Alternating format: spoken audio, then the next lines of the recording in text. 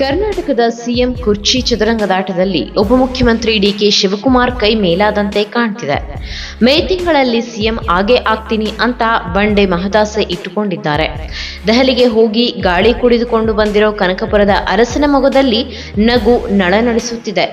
ನನಗೇನು ಗೊತ್ತಿಲ್ಲ, ನಾನೇನು ಮಾಡಿಲ್ಲ ಅಂತಿರೋ ಡಿಕೆಶಿ ಆಪ್ತರ ಮೂಲಕವೇ ದಾಳ ಉರುಳಿಸುತ್ತಿದ್ದಾರೆ. ಡಿಕೆಶಿ ಬರ್ತ್ಡೇಗೆ ಬಂಪರ್ ಗಿಫ್ಟ್ ಸಿಕ್ಕೇ ಸಿಗುತ್ತೆ. ಮೇ 15ರ ನಂತರ ಬಂಡೆ ಟಾಪ್ ಅಲ್ಲಿ ಬರ್ತಾರೆ ಎಂದು ಆಪ್ತ ಅಳಿಯ ಕುಣಿಗಲ್ ಶಾಸಕ ಡಾಕ್ಟರ್ ಎಚ್.ಡಿ. ರಂಗನಾಥ್ ಹೇಳ್ತಿದ್ದಾರೆ. ಕರ್ನಾಟಕದಲ್ಲಿ ಸಿಎಂ ರೇಸ್ನಲ್ಲಿ ಡಿಕೆ ಶಿವಕುಮಾರ್ ಮಾತ್ರವೇ ಇದ್ದಾರೆ, ಅವರನ್ನ ತಡೆಯೋರೇ ಇಲ್ಲ ಎಂದು ಮಾಗಡಿಯ ಎಚ್.ಸಿ. ಬಾಲಕೃಷ್ಣ ಅಬ್ಬರಿಸಿದ್ದಾರೆ. ಇದನ್ನೆಲ್ಲ ನೋಡಿದ್ರೆ ಬಂಡೆ ಪಟ್ಟಾಭಿಷೇಕ ಫಿಕ್ಸ್ ಎಂಬ ಅನುಮಾನ ಮೂಡುತ್ತಿದೆ. ಡಿಕೆ ಶಿವಕುಮಾರ್ ಆಪ್ತರೆಲ್ಲ ಅಬ್ಬರಿಸುತ್ತಿದ್ದರೆ ಸಿದ್ದರಾಮಯ್ಯ ಟೀಮ್ ಸುಮ್ಮನಿರುತ್ತಾ? ಖಂಡಿತ ಇಲ್ಲ. ಸಿದ್ದರಾಮಯ್ಯ ಅಂಡ್ ಟೀಮ್ ರಾಜಕೀಯ ಚಾಣಾಕ್ಷರು. ರಾಜಕೀಯ ದಾಳ ಉರುಳಿಸೋದ್ರಲ್ಲಿ ಅವರು ನಿಸ್ಸೀಮರು. ಹೀಗಿರುವಾಗ ಸಿದ್ದರಾಮಯ್ಯ ಡಿಕೆಶಿಗೆ ಅಷ್ಟು ಸುಲಭವಾಗಿ ಅಧಿಕಾರ ಬಿಟ್ಟುಕೊಡಲು ಮುಂದಾಗಿದ್ದಾರಾ ಎಂಬುದು ರಾಜಕೀಯ ಪಡಸಾಲೆಯಲ್ಲಿ ನಂಬಲಾರ್ಹವಾದ ಸುದ್ದಿಯಲ್ಲ. ಸಿಎಂ ಕುರ್ಚಿ ಬಿಡಲು ಸಿದ್ದರಾಮಯ್ಯ ಸಜ್ಜಾಗಿದ್ದಾರಾ? ಕೆಎನ್ ರಾಜಣ್ಣ ಹೇಳಿಕೆ ಹಿಂದಿದ್ಯಾ ಹೊಸ ತಂತ್ರ? ರಾಜ್ಯದಲ್ಲಿ ನಾಯಕತ್ವ ಬದಲಾವಣೆಗೆ ಭೂಮಿಕೆ ಸಿದ್ಧವಾಗುತ್ತಿದೆಯೇ? ಉಪಮುಖ್ಯಮಂತ್ರಿ ಡಿಕೆ ಶಿವಕುಮಾರ್ ಅವರಿಗೆ ಕುರ್ಚಿ ಬಿಟ್ಟುಕೊಡಲು ಮುಖ್ಯಮಂತ್ರಿ ಸಿದ್ದರಾಮಯ್ಯ ಮಾನಸಿಕವಾಗಿ ಸಿದ್ಧರಾಗುತ್ತಿದ್ದಾರೆಯೇ ಎಂಬ ಗುಸುಗುಸು ಚರ್ಚೆಗೆ ಮಾಜಿ ಸಚಿವ ಸಿದ್ದರಾಮಯ್ಯ ಪರಮಾಪ್ತ ಶಾಸಕ ಕೆಎನ್ ರಾಜಣ್ಣ ಪುಷ್ಟಿ ನೀಡಿದ್ದಾರೆ. ಕಾರಣವಿಲ್ಲದೆ ಈ ಜಗದೊಳು ಹುಲ್ಲು ಕಡ್ಡಿಯೂ ಅಲಗಾಡುವುದಿಲ್ಲ ಅಂತ ಹೇಳ್ತಾರೆ. ನಾಯಕತ್ವ ಬದಲಾವಣೆಯ ಕುರಿತಂತೆ ನಡೆದಿರುವ ಪಿಸುಮಾತಿನ ಚರ್ಚೆಗೂ ಕಾರಣಗಳಿರಲೇಬೇಕು ಎಂದು ಆ ಕಾರಣಗಳನ್ನ ಶೋಧಿಸಿದಾಗ ಮುಖ್ಯಮಂತ್ರಿ ಆಪ್ತ ರಾಜಣ್ಣ ಹೇಳಿಕೆ ಈ ರೀತಿಯ ಚರ್ಚೆಗೆ ಕಾರಣ ಎಂಬುದು ತಿಳಿಯುತ್ತದೆ. ಅಧಿಕಾರ ಬಿಟ್ಟುಕೊಡಲು ಸಿದ್ದರಾಮಯ್ಯ ರೆಡಿ. ಬೆಂಗಳೂರಿನಲ್ಲಿ ಮಾತನಾಡಿರುವ ಶಾಸಕ ಕೆಎನ್ ರಾಜಣ್ಣ, ನಾಯಕತ್ವ ಬದಲಾವಣೆ ವಿಚಾರದಲ್ಲಿ ಗೊಂದಲ ಹೆಚ್ಚುತ್ತಿದೆ. ಸಿದ್ದರಾಮಯ್ಯ ಅಧಿಕಾರದಲ್ಲಿ ಮುಂದುವರಿಯೋಕ್ಕೂ ಸಿದ್ಧರಾಗಿದ್ದು ಅಧಿಕಾರ ಬಿಟ್ಟುಕೊಡಲು ಕೂಡ ರೆಡಿಯಾಗಿದ್ದಾರೆ. ಗೊಂದಲ ಬಗೆಹರಿಸಿದ್ರೆ ರಾಜ್ಯಕ್ಕೆ ಒಳ್ಳೆಯದು. ಗೊಂದಲ ಮುಂದುವರಿಯಲು ಹೈಕಮಾಂಡ್ ಅವಕಾಶ ನೀಡಬಾರದು. ಹೈಕಮಾಂಡ್ ಏನು ಹೇಳುತ್ತದೆಯೋ ಅದಕ್ಕೆ ಸಿದ್ದರಾಮಯ್ಯ ಬದ್ಧರಾಗಿದ್ದಾರೆ. ಇದು ಆತುರದಲ್ಲಿ ತೆಗೆದುಕೊಳ್ಳುವ ನಿರ್ಧಾರ ಅಲ್ಲ. ಪಕ್ಷ ಹಾಗೂ ಕರ್ನಾಟಕ ಜನತೆಯ ಭವಿಷ್ಯ ಇದರಲ್ಲಿ ಅಡಗಿದೆ ಎಂದು ರಾಜಣ್ಣ ಹೇಳಿದ್ದಾರೆ. ಸಿದ್ದರಾಮಯ್ಯ ಸರ್ಕಾರಕ್ಕೆ ಮೇ 21ಕ್ಕೆ 3 ವರ್ಷ ತುಂಬಲಿದೆ. ಸಿಎಂ ಸಿದ್ದರಾಮಯ್ಯ ಮೇ 10ರ ಬಳಿಕ ಯಾವಾಗ ಬೇಕಾದರೂ ದೆಹಲಿ ಫ್ಲೈಟ್ ಹತ್ತಬಹುದು. ತಾವು 2ನೇ ಬಾರಿ ಸಿಎಂ ಆದ ದಿನದಿಂದಲೂ ನಾಯಕತ್ವ ಬದಲಾವಣೆ ಚಾಲ್ತಿಯಲ್ಲಿದೆ.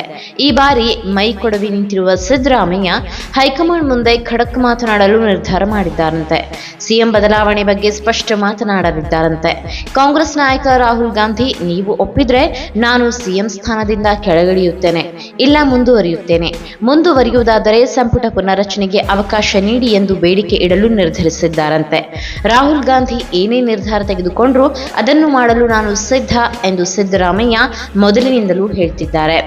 ಅದರಂತೆ ಈ ಬಾರಿ ದೆಹಲಿ ಭೇಟಿ ಬಳಿಕ ರಾಹುಲ್ ಗಾಂಧಿ ಹತ್ತಿರ ಸ್ಪಷ್ಟ ನುಡಿ ಪಡೆಯಲಿದ್ದಾರೆ ಎಂಬುದು ಮಾಜಿ ಸಚಿವ ರಾಜಣ್ಣ ಮಾತಾಗಿದೆ. ಸಿಎಂ ಸಿದ್ದರಾಮಯ್ಯ ಅಧಿಕಾರದಿಂದ ಕೆಳಗಿಳಿಯಲು ಮುಂದಾಗಿದ್ದಾರೆ ಎಂಬ ರಾಜಣ್ಣ ಹೇಳಿಕೆಗೆ ಕೆಲ ವಿಷಯಗಳು ಪುಷ್ಟಿ ನೀಡುತ್ತಿದೆ. ದೇವರಾಜು ಅರಸು ಅವರ ರೆಕಾರ್ಡ್ ಬ್ರೇಕ್ ಮಾಡುವುದು, ದಾಖಲೆಯ ಬಜೆಟ್ ಮಂಡಿಸುವುದು ಎಲ್ಲವೂ ಮುಗಿದಿದೆ. ನಾಯಕತ್ವ ಬದಲಾವಣೆಯ ಘಳಿಗೆಯನ್ನ ಇನ್ನಷ್ಟು ಮುಂದಕ್ಕೆ ತಳ್ಳಲು ಈಗ ಸಕಾರಣಗಳು ಕಾಣುತ್ತಿಲ್ಲ. ಬಾಗಲಕೋಟೆ, ದಾವಣಗೆರೆ ದಕ್ಷಿಣ ಕ್ಷೇತ್ರಗಳ ಉಪಚುನಾವಣೆ ಫಲಿತಾಂಶ ಮೇ 4ಕ್ಕೆ ತಿಳಿಯಲಿದೆ. ಹೀಗಾಗಿ ಸಿಎಂ ಸಿದ್ದರಾಮಯ್ಯ ಕುರ್ಚಿ ತ್ಯಾಗ ಮಾಡಲು ಮುನ್ಸೂಚನೆಯನ್ನ ನೀಡಿದ್ದಾರೆ ಎನ್ನಲಾಗ್ತಿದೆ. ಇದಕ್ಕೆ ಪುಷ್ಟಿ ಕೊಡುವಂತೆ ತಮ್ಮ ತವರು ಕ್ಷೇತ್ರವಾದ ವರುಣಾ ಹೋಬಳಿಯಲ್ಲಿ ಬೀರೇಶ್ವರ ದೇವಾಲಯದ ಉದ್ಘಾಟನೆ ನೆರವೇರಿಸುವ ಸಂದರ್ಭದಲ್ಲಿ ನನ್ನನ್ನು ರಾಜಕೀಯದಲ್ಲಿ ಬೆಳೆಸಿದಂತೆ ನನ್ನ ಮಗ ಡಾಕ್ಟರ್ ಯತೀಂದ್ರರನ್ನು ನೀವೇ ಕೈ ಹಿಡಿದು ಬೆಳೆಸಬೇಕು, ನೀವು ಬೆಳೆಸುತ್ತೀರಿ ಎಂಬ ವಿಶ್ವಾಸ ನನಗಿದೆ ಎಂದು ಸಿಎಂ ಹೇಳಿರುವುದು ಸಹ ಇನ್ನಿಂಗ್ಸ್ ಡಿಕ್ಲೇರ್ ಮಾಡಲು ವೇದಿಕೆ ಹದ ಮಾಡಿಕೊಟ್ಟಂತಿತ್ತು. ಏಕೆಂದರೆ ಉಸಿರಿರುವ ತನಕ ರಾಜಕೀಯ ಮಾಡಬೇಕೆನ್ನುವ ಮುಖ್ಯಮಂತ್ರಿಗಳಿಗೆ ಚುನಾವಣೆ ಇನ್ನೂ 2 ವರ್ಷ ದೂರವಿರುವಾಗಲೇ ಆ ರೀತಿ ಹೇಳುವಂತಹ ಸಂದರ್ಭವಂತೂ ಇರಲಿಲ್ಲ. ಹೀಗಿರುವಾಗ ಸಿದ್ದರಾಮಯ್ಯ ಈ ಹಿಂದೆ ಹೇಳಿದ ಮಾತು, ಈಗ ರಾಜಣ್ಣ ಹೇಳಿರುವ ರೀತಿ ನೋಡಿದರೆ ಪಕ್ಷದಲ್ಲಿ ಅಧಿಕಾರ ಹಂಚಿಕೆಯ ಸೂತ್ರ ಏರ್ಪಟ್ಟಿದ್ದು ನಿಜವೇ ಆಗಿದ್ದರೆ ಆ ನಿರ್ಣಾಯಕ ಘಳಿಗೆ ಸಮೀಪಿಸುತ್ತಿರುವುದು ನಿಜವೇ ಅನ್ನೋದು ತಿಳಿಯುತ್ತದೆ. ಡಿಕೆಶಿಗೆ ರಾಹುಲ್ ನಿರ್ಧಾರದ ಮೇಲೆ ಕಣ್ಣು.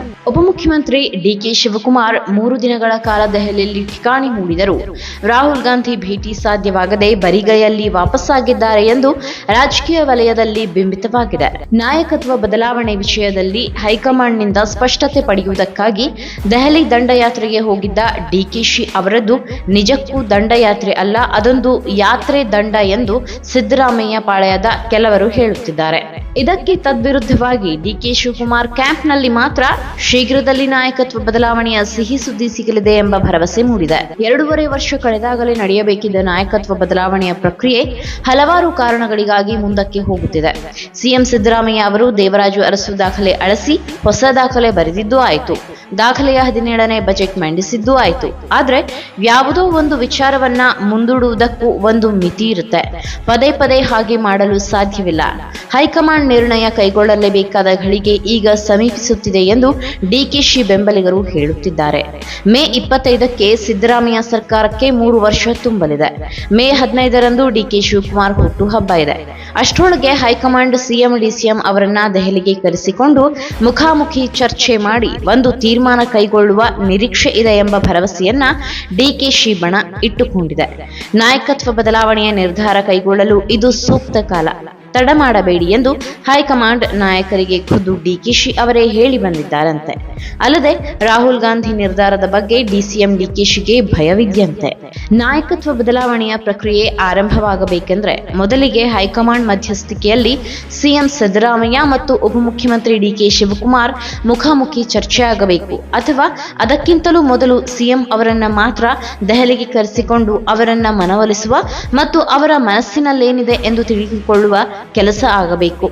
ಈ ರೀತಿಯ ಪ್ರಕ್ರಿಯೆ ಆರಂಭಿಸಲು ಹೈಕಮಾಂಡ್ ಈಗ ಮನಸ್ಸು ಮಾಡಿದೆ.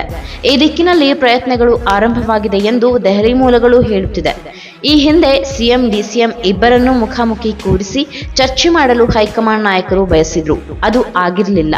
ಡಿಕೆಶಿ ಎಷ್ಟೇ ಪ್ರಯತ್ನ ಮಾಡಿದ್ರೂ ರಾಹುಲ್ ಗಾಂಧಿ ಸಿಕ್ಕಿಲ್ಲ.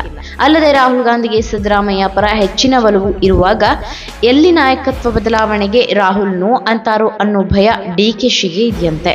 ಸಿದ್ದು ಡಿಕೆಶಿಗೆ ಮೇ 4 ಜಡ್ಜ್ಮೆಂಟ್ ಡೇ.